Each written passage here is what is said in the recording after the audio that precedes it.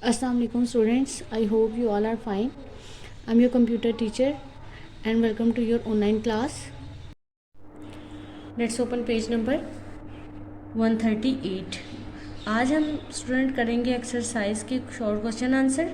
Last lecture में हमने अपना लास्ट टॉपिक और MCQs क्वेश्चन किए थे। आज हम क्वेश्चन नंबर 2 में शॉर्ट क्वेश्चन जो हैं वो करेंगे। सबसे पहला क्वेश्चन है differentiate between analog and digital signals. तो जब हमने टॉपिक स्टार्ट किया था इस चैप्टर का, तो हमने यहाँ पे एनालॉग और डिजिटल सिग्नल्स जो पढ़ा था, इसकी डेफिनेशन आपके नोट्स में जो अवेलेबल थी, जो मैंने आपको मार्क करवाई थी, वही आपने शॉर्ट क्वेश्चन में लिखनी और याद करनी है। जो एक्सरसाइज के शॉर्ट क्वेश्चन हैं, आज आपने इन तमाम शॉर्ट क्वेश्चन को नोटबुक पे लिखना और याद करना है।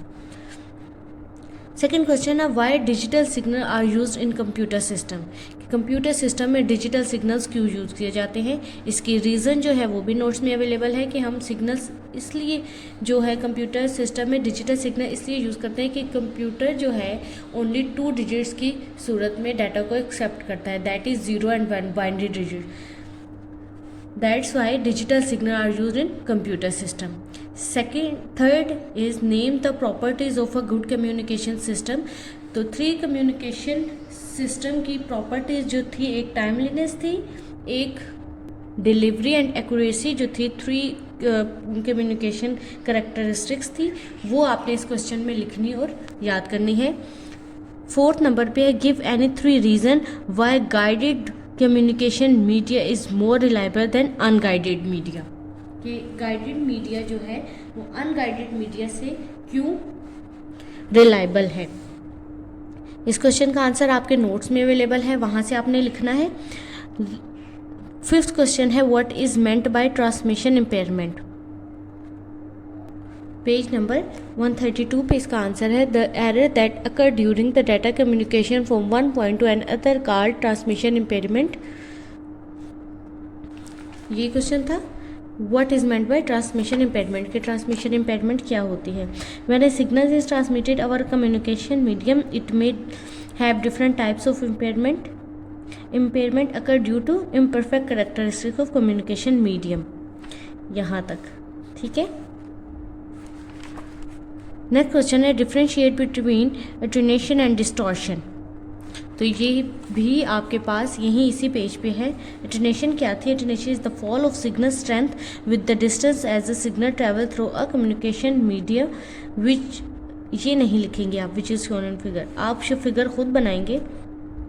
If the attenuation is too much, the receiver may not be able to detect the signal at all. And distortion क्या थे? Distortion refers to the change in shape or frequency of digital signal when it is transmitted over a communication line. The communication line delay the signal's frequency by different amount because different frequency component travel at different speed. ठीक है, यहाँ तक आपने इसको complete लिखना है। बीच में ये जो लाइन है आपने इस फिगर की फॉर्म में जो है ये नहीं लिखनी, जस्ट आपने ये फिगर जो है अपनी नोटबुक पे बनानी है। नेक्स्ट क्वेश्चन क्या है what is cross talk. Cross talk क्या था? अनडिजायर्ड सिग्नल जो हमारे इलेक्ट्रिक कम्युनिकेशन पाथ में इंटर होते हैं, तो यहाँ आएगा cross talk. Cross talk occur in guided media as signal is transmitted through a wire. Undesired signal enter the path of the transmitted signal due to electromagnetic radiation. It is caused because of putting several wires together in a single cable. ठीक है, यहाँ तक आपने इसको लिखना है। Next question क्या है What is dial-up modem, why it is used। तो ये जो हमने पढ़ा था डायल-अप, आपने कम्युनिकेशन डिवाइसेस में सबसे पहली जो डिवाइस थी वो यही पढ़ी थी डायल-अप मॉडेम। तो सबसे आपने पहले डायल-अप की डेफिनेशन और इसकी जो स्पीड करेक्टरिस्टिक्स हैं वो लिखनी है अपने नोट से देख के। सेकेंड लास्ट क्वेश्चन है हमारे पास define data rate and baud rate. तो ये सेकेंड लास्ट टॉपिक में हमने इसी किया था। डाटा रेट क्या होता है? जितना अमाउंट डाटा एक साइड में पर सेकंड एक जगह से दूसरी जगह ट्रांसमिट होती है उसे हम कहते हैं डाटा रेट। तो ये डाटा रेट की डेफिनेशन लिखी हुई है, इसको आपने लिखना है अपनी नोटबुक पे। और उसके साथ सेकंड पार्ट था इसका baud rate. Baud rate क्या है? Baud rate is the rate of change of electrical signal per second during the data communication. An electrical signal can have two or more than two states to represent binary digits 0 and 1.